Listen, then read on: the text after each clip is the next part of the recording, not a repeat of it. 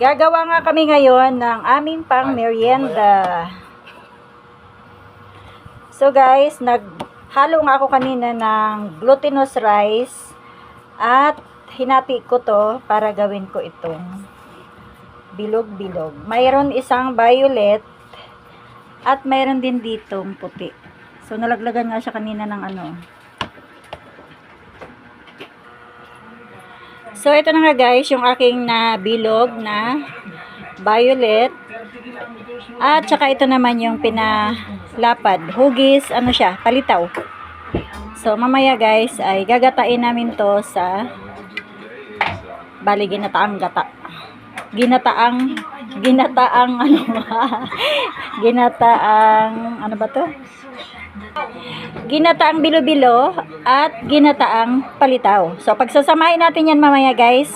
Wait lang ha, kay lulutuin ko muna ito. Ito. So nag-init na nga ako dito ng tubig para mailagay yung pinalapad na glutinous rice. So ilalagay na nga natin guys yung ating pinalapad na hugis hugis palitaw guys. So antayin lang natin umangat siya. Hahanguin natin. Ayan, lutang na nga siya. So hudyat na ito na luto na siya. Hahanguin na natin. At nang maisalang naman yung iba.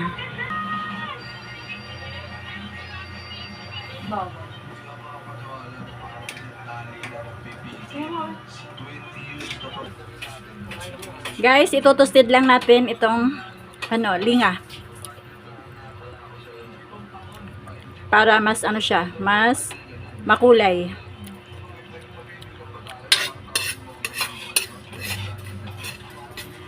Ayan na nga, tostado na siya. Kulay brown na. So, tama na to. Hanguin na natin to. So, guys, sa ayaw na kumain ng ginatan, gumawa siya ng palitaw.